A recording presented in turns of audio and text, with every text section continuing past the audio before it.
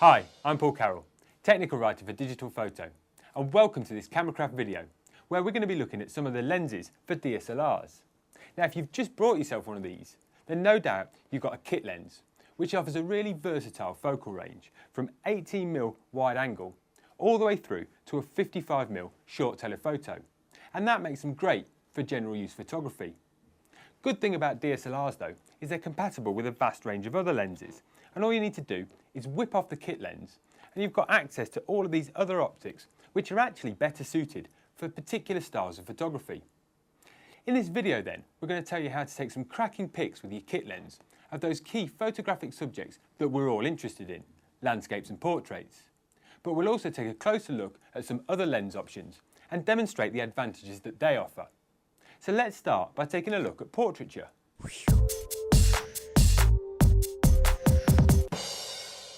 Using your kit lens, you want to zoom right in to 55mm because the telephoto end of the focal range is more flattering for portraits.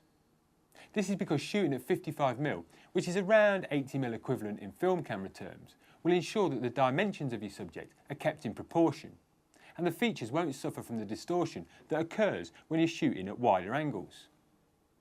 Now using the maximum aperture value, which is usually about f5.6 on a kit lens, you'll need to ensure that you position your subject as far away from the background as possible. The reason for this is if you're shooting at 55mm and f5.6, the depth of field won't be very shallow. So the further away you can position the subject, the more out of focus the background will appear, and that'll help isolate the subject.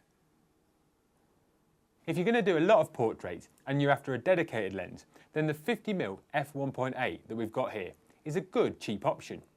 It's a fixed focal length or prime lens, so it features excellent image quality, as well as offering that short telephoto length, which is ideal for flattering portraits.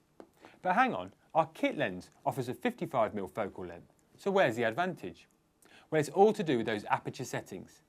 As we've already seen on the kit lens, the maximum aperture of f5.6 when you're zoomed right into 55mm is going to let in a lot less light than the wide aperture on this 50mm prime. Now the larger aperture is good for two reasons. Firstly, at f5.6 you're going to be forced to use a slower shutter speed, which is why we refer to these kit lenses as slow lenses. While f5.6 is a good aperture for keeping the subject sharp, it makes it more difficult to blur the background. Using the 50mm f1.8 lens, however, you can open the aperture much wider, which means the plane of sharp focus drops off more rapidly, making it easier to blur that background and isolate your subject. Any short to medium telephoto lens with a fast aperture is going to be good for portraiture though. So what other options are there? Well, there's always fast standard zooms. Like this one, we've got the Tokina 16 to 50mm f2.8.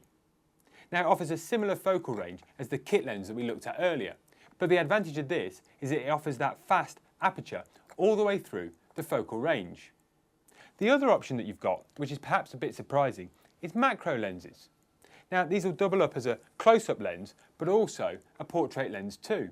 Now here we've got the Tamron 90mm f2.8, and we've also got the Nikon 60mm f2.8, and they're going to be great for portraiture too, allow you to blur the background. Finally, we've got this bad boy here, the 70 to 200mm telephoto lens. Now this is a real favourite with a lot of portrait photographers. That's because at the long end of the focal range, somewhere between 135mm through to 200mm, the focus is going to drop off really quickly. And that'll allow you to use smaller apertures like f5.6, which will help keep your subject sharp, but at the same time you're going to be able to create a nice blurred background. Okay, so that's it for portraiture. Now let's take a closer look at lenses for landscapes.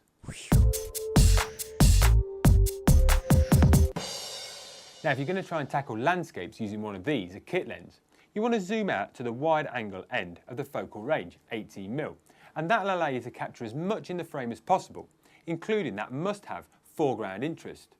For a great composition, try getting really low to the ground, which will help you make that foreground look more impressive. But even at 18mm, you're not going to be able to get very close to your foreground interest without cropping out some of the background. For even better landscape shots, it pays to use a lens that offers an even wider angle of view. and focal lengths like 10mm are ideal. Wide-angle lenses will allow you to get much closer to any subjects that you've got in the foreground, making them appear much more dominant and interesting. But at the same time, you've got enough of a wide angle to include lots of that background detail too. Wide-angle zooms like this Sigma 10-20 are a popular and affordable choice, and lenses boasting a similar focal length are available from most of the camera manufacturers too.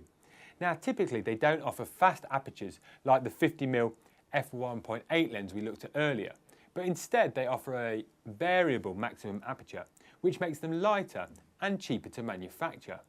Now the variable aperture setting means the maximum amount of light which is allowed to pass through the lens changes as the lens is zoomed in.